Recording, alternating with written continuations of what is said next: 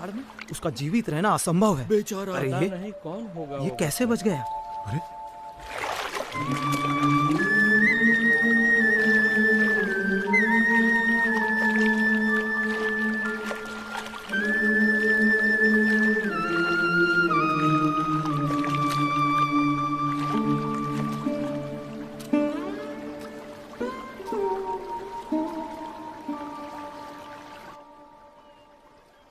आप इतनी सहजता से इतनी तूफानी बाढ़ में कैसे कूद गए? आपको डर नहीं लगा? भीतर की शांति ऊपर के तूफानों को भी शांत कर देती है। ऊपर के तूफानों से डरोगे तो भीतर की शांति कैसे पाओगे?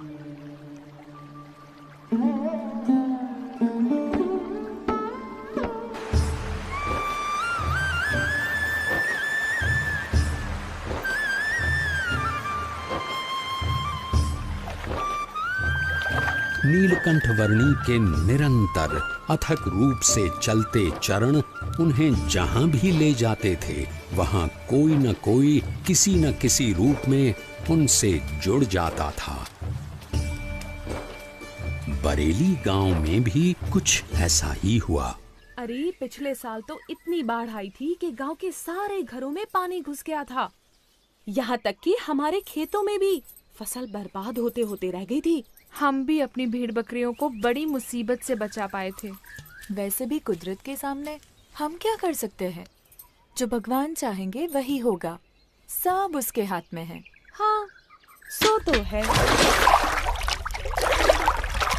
हरि करे सो होय जगत में, हरि करे सो होय। चाहे करे नर कोटि उपाय, कर कदू जो कोय जगत में हरि। अरे रुक क्यों गई? गाना। हाँ? कितना प्यारा बच्चा है। केवल बच्चा है या कुछ? इतना छोटा बालक और योगी?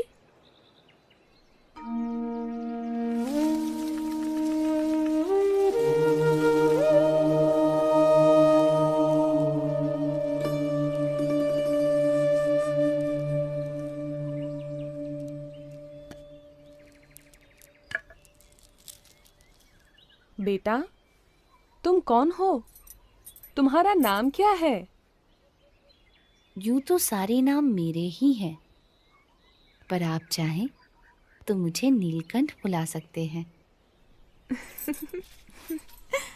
नीलकंठ? पर तुम यहाँ क्या कर रहे हो बेटा? तुम्हारा घर कहाँ है? उस घर का तो मैं त्याग कर चुका हूँ। फिर भी मैं जहाँ भी हूँ घर में ही हूँ, क्योंकि मेरा घर तो सारा विश्व है। पर इतनी छोटी उम्र में तुमने अपनों को क्यों छोड़ा? सबको अपनाने के लिए। जो भटक गए हैं उन्हें घर वापस लाने के लिए। तुम हो तो इतने छोटे से, पर बातें बहुत बड़ी बड़ी करते हो।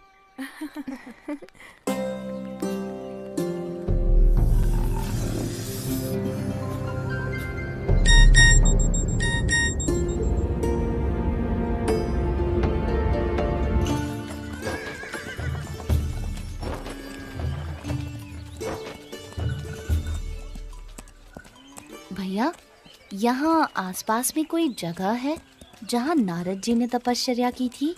हाँ, उस जगह का नाम ही नारद वन है। यहीं से उस तरफ का रास्ता पड़ता है। अरे वो बच्चा अकेला जा रहा। किंतु तुम्हारा अकेले वहां जाना ठीक नहीं होगा। बड़ी भयानक जगह है। नीलकंठ वर्णी ऐसे भयानक वनों में भी सहज रूप से चले जाते थे जहां दिन में भी सूरज की किरणें प्रवेश नहीं कर सकती थीं।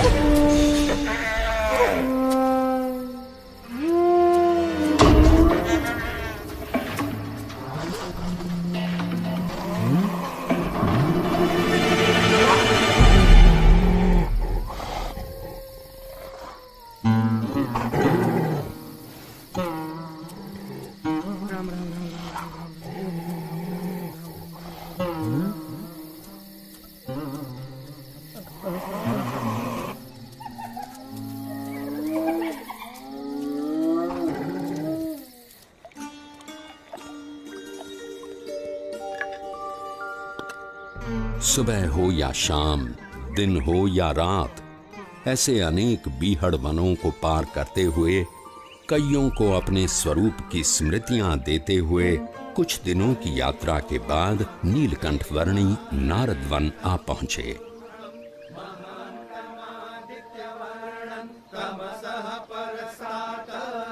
तमेव विदित्वाति मृत्युमेति नान्यः पन्था विद्यते पुरुष एवेदगुं।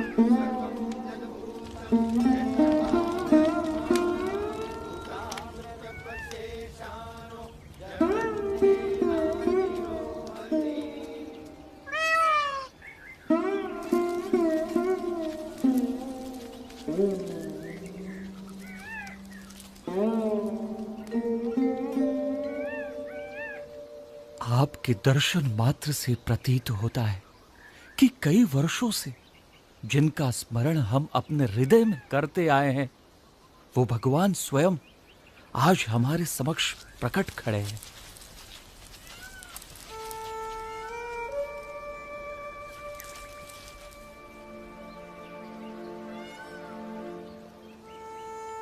आप सबने परमात्मा की प्राप्ति का जो मार्ग चुना है, उसी में मनुष्य जीवन की सार्थकता है। ये मार्ग विकट है, पर हमें इस मार्ग पर चलते रहना है। चाहे कितनी भी समस्याएं आए, कितनी भी बाधाएं आए और मृत्यु भी क्यों न आ जाए, किसी भी परिस्थिति में हमें उठ खड़ा होना है। सच्चे भाव से, सच्ची लगन से परमात्मा प्राप्ति के मार्ग पर चलते रहना है, तो परमात्मा कृपा करके हर अंधेरे को दूर कर हमारे जीवन में उनकी प्राप्ति की सुबह लाएंगे। नीलकंठ वर्णी की कल्याण यात्रा में कई ऐसे लोग थे जिन्होंने उनकी सेवा का अवसर जाने न दिया। ये भी ग्रहण कीजिए। चाहे वो कोई सामान्य भाविक जन हो या फिर स्वयं गंगा जी भी क्यों न हो।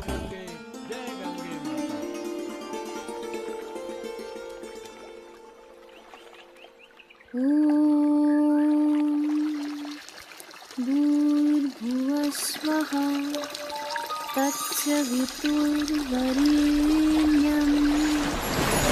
भर्गो देवस्य धीमहि धियो यो नः प्रचोदयात्।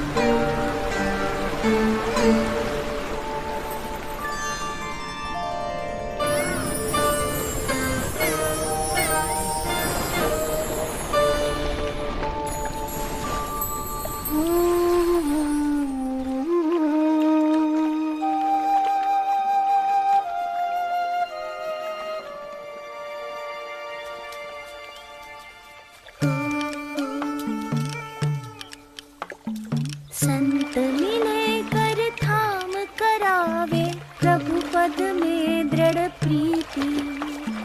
संत मिले कर थाम करावे प्रभु पद में दृढ़ प्रीति।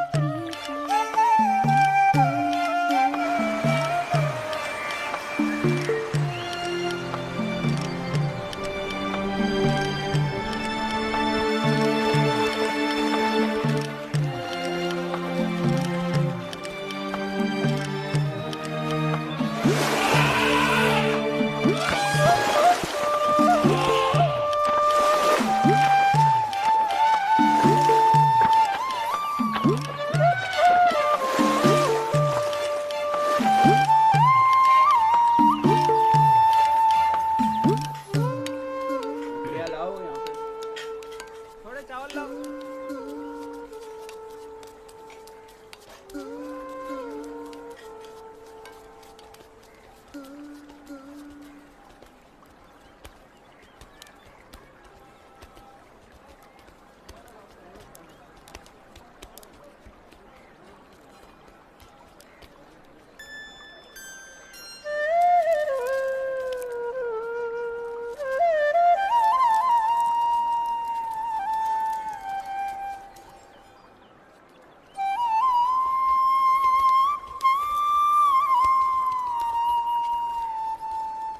हरिद्वार में यहां आपको कोई शांत जगह नहीं मिलेगी।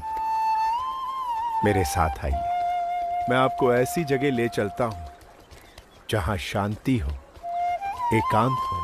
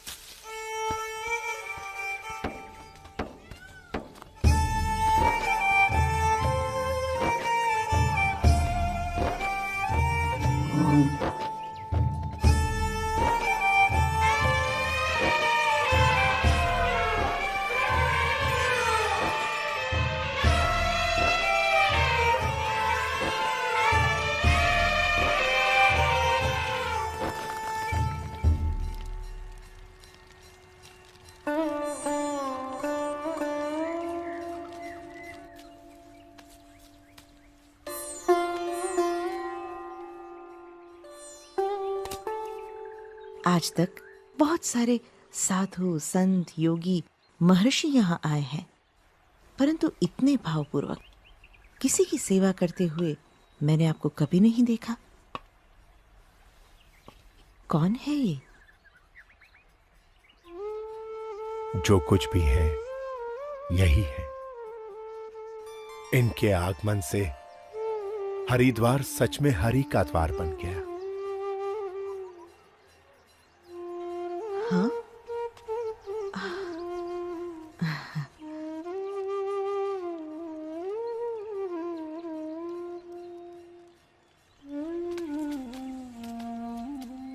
आपकी बड़ी कृपा कि आपने हमें दर्शन दिए।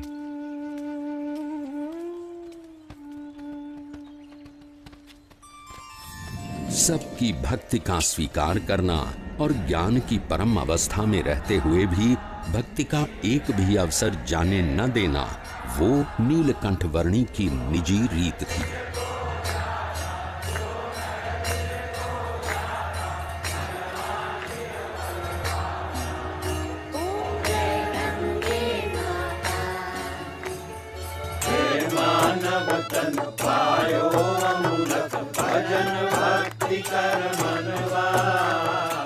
जन्माष्टमी के दिनों में नीलकंठ वर्णी तपोवन आ पहुंचे।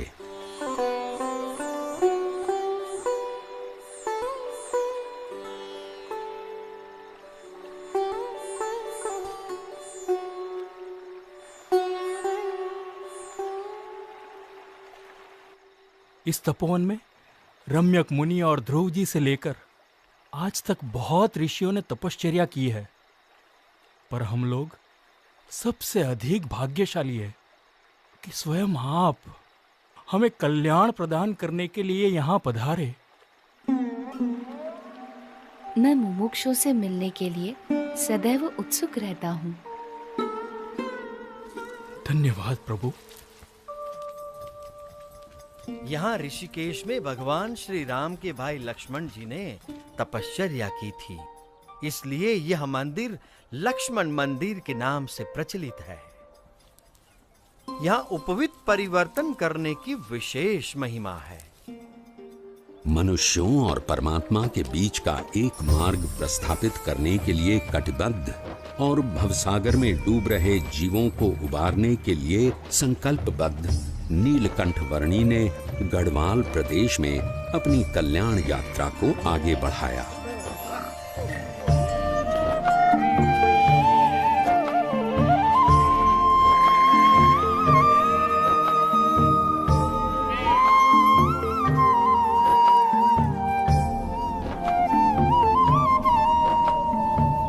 किसी भी परिस्थिति में अपने ध्येय तक पहुंचने की नीलकंठ वर्णी की संकल्प शक्ति के सामने कोई भी विकट रास्ता सरल बनकर रह जाता था।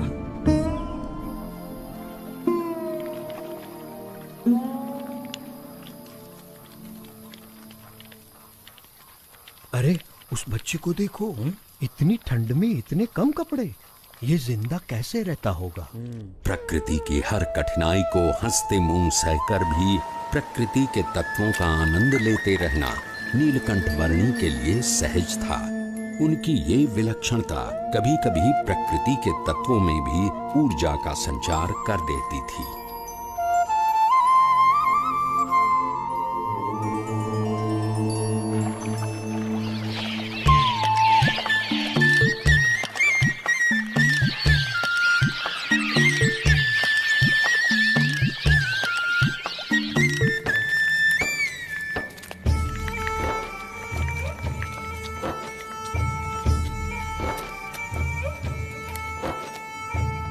ये मनभंग पर्वत है और वो चित्तभंग पर्वत, और वहां दूर नदी के किनारे जो दिख रहा है वो है श्रीपुर गांव।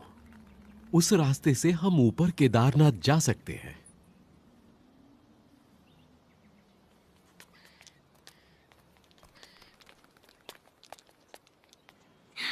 ये क्या बना रहे हो? ये जीव है और ये ईश्वर है, और ये उनके ऊपर माया का घोर अंधकार। ये क्या? और माया से भी पर ये है ब्रह्म, और सबसे पर परब्रह्म। ये क्या देख रहा है? बेटा, तुमने सन्यास ले लिया है। अच्छा किया है, पर इतनी छोटी उम्र में तुम्हें क्या पता कि कितना संघर्ष, कितनी विकटताएं होती हैं एक सच्चे सन्यासी के जीवन में। यदि पुरुष प्रयत्न में कोई कमी न रहे तो परमात्मा कृपा करके सारी विकटताओं को पार करवा देता है। अगर मन के पक्के हो तो शायद तुम निर्भयता से घने वनों को पार कर लोगे, भयानक जानवरों का भी सामना कर लोगे, और ऐसी कई विकटताओं को पार कर लोगे जो सामान्य मानव नहीं कर पाता। पर सन्यासी का जीवन अपने आप में एक संघर्ष है। साधु का जीवन कोई गुलाब के फूलों की सेज नहीं कि जिस पर आराम से सो जाओ, पर वो दो धार वाली तलवार है जिस पर मृत्यु पर्यंत चलना है। जहां ध्येय शुद्ध हो वहां उसे पूर्ण करने के सारे मार्ग परमात्मा तय कर देते हैं।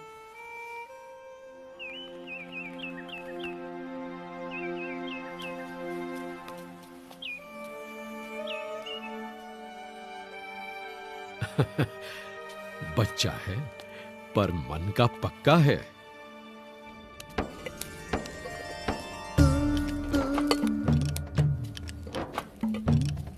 दुर्गम पहाड़ियों के बीच से भी रास्ता निकाल लेना, भयानक परिस्थितियों से भी बड़ी सहजता से निकल जाना, और भोजन के लिए जो कुछ भी मिले उससे अपने शरीर को अनुकूल कर लेना नीलकंठ वर्णी भली भांति जानते थे।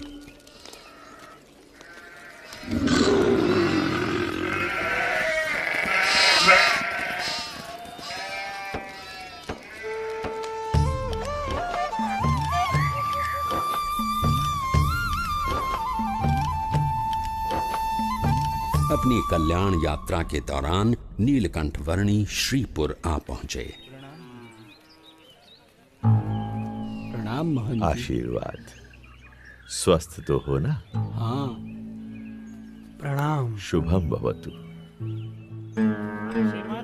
कल्याण। ईश्वर मंगल करे। बाल योगी है, सुबह से यहीं ठहरे हैं।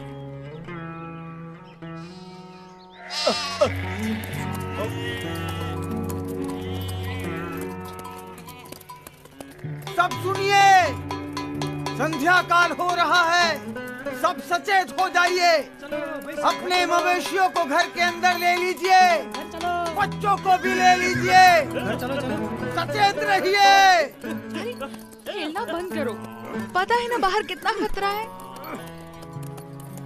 घर का ताला अंदर से बंद कर लेना, कोई बाहर ना निकले, ध्यान रखना।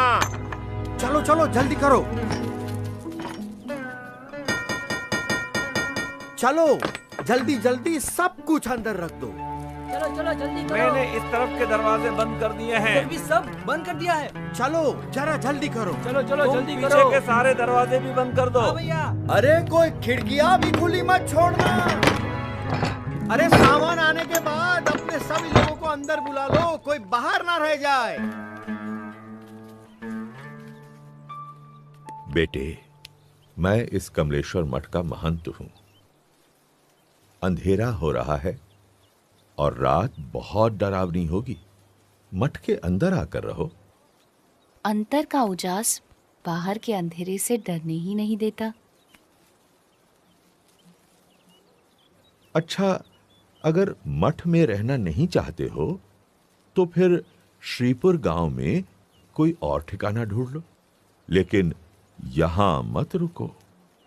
मैं बस्ती से दूर एकांत में रहना अधिक पसंद करता हूँ। लेकिन यहां रुकने में खतरा है। यहां रात में खूंखार जानवर आते रहते हैं। इंसान हो या मवेशी, किसी का भी शिकार कर लेते हैं।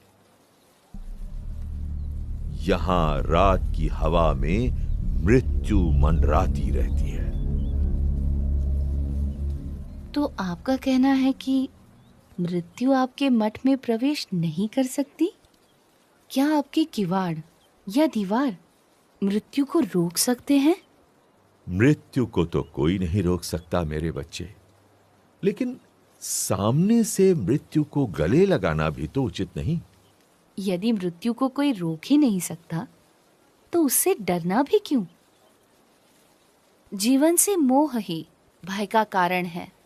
जहां मोह नहीं वहां भय नहीं। तुम बालक भी हो और योगी भी। अब बाल हठ और योगी हठ दोनों को तो मैं नहीं छोड़वा सकता। वैसे मठ में सदैव तुम्हारा स्वागत है। मन करे तो चले आना।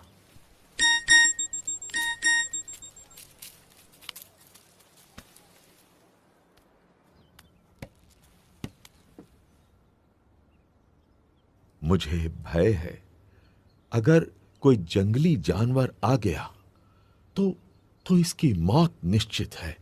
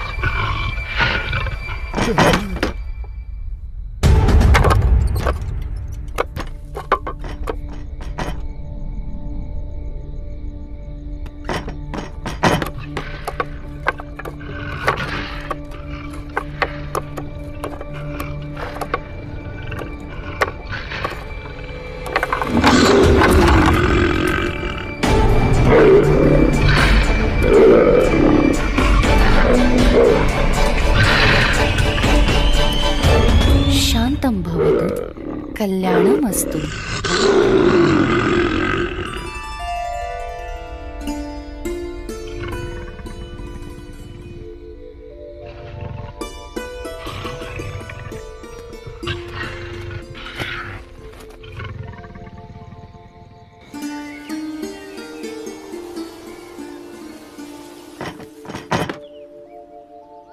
ये क्या? मैं ये क्या देख रहा हूं? अकल्पनीय। जहां दिव्य प्रेम हो वहां भय नहीं हो सकता।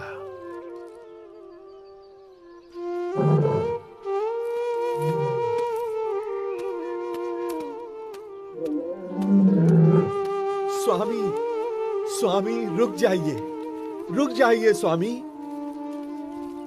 स्वामी, स्वामी अब आप कहीं न जाइए। ये मेरा मठ, मेरी महंती, मैं स्वयं, सब कुछ आपका है स्वामी। कृपया स्वीकार कीजिए, स्वीकार कीजिए। मेरा मठ तो सारा विश्व है। उस मठ को छोड़कर मैं इस मठ को कैसे स्वीकार कर सकता हूँ? और इन सब में ही बंधे रहना होता तो घर का त्याग ही क्यों करता? प्रभु, हमारा प्रेम स्वीकार कर यहीं रुक जाइए और हमें आपकी सेवा का मौका दीजिए। जब तुम दूसरों की सेवा करते हो तो मेरी ही सेवा करते हो। जब तुम दूसरों को प्रेम करते हो तो मुझे ही प्रेम करते हो। हरेक जीव में बसे परमात्मा के स्वरूप का आदर करना और उस आदर से हरेक को समान भाव से अपनाकर कल्याण के मार्ग पर प्रेरित करना, वो नीलकंठ वर्णी की अनूठी शैली थी। नीलकंठ वर्णी किसी भी प्रकार के भय से मुक्त थे और दिव्य प्रेम से युक्त थे, और इसीलिए कोई भी मुमुक्षु जीव बड़ी सहजता से नीलकंठ वर्णी से जुड़ जाता था।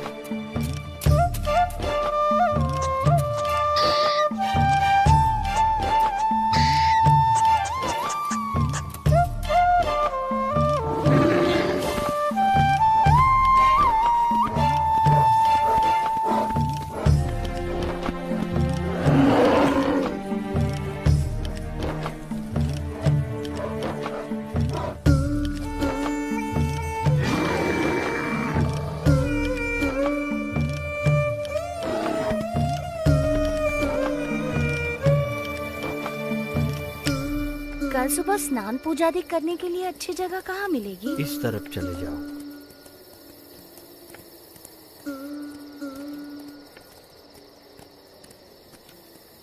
गंगे च यमुने चैव गोदावरी सरस्वती स्नानं करोमि ते जलैः। अन्नं चतुर्विधं स्वादु भोज्यं समर्पयामि।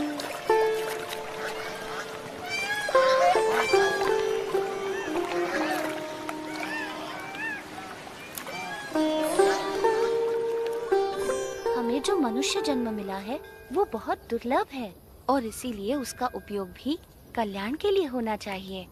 संसार सिंधु करन को नैया, भक्ति हरि की कर ले भैया। संसार सिंधु करन को नैया, भक्ति हरि की कर ले भैया। अंत समय हरि मुक्ति दिलावै, बिनु हरि के कछु काम न आवै। अंत समय हरि मुक्ति दिलावै, बिनु हरि के कछु काम न आवै। अंत समय हरि मुक्ति दिलावै, बिनु हरि के कछु काम।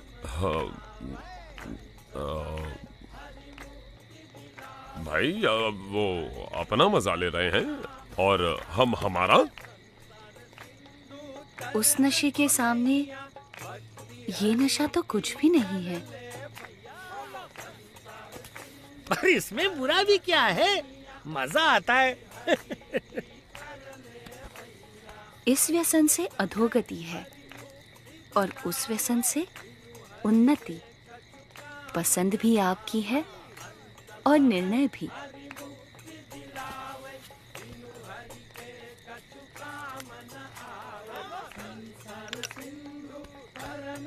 नैया, भक्ति हरि की कर ले भैया।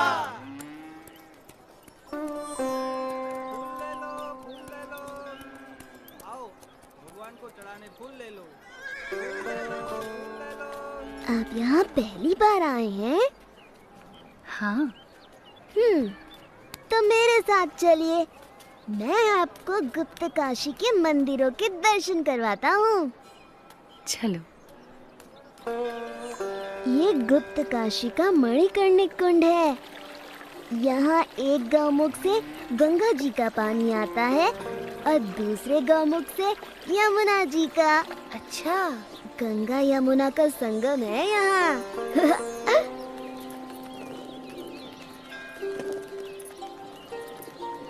ये विश्वनाथ मंदिर है और ये पास में है अर्धनारीश्वर मंदिर।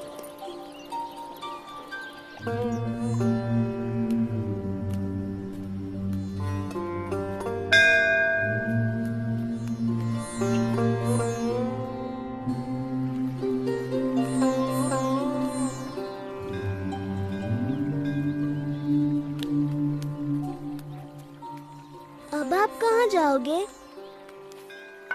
गुप्त प्रयाग और त्रियुगी नारायण से होते हुए गौरी कुंड और वहां से केदारनाथ। इतना दूर?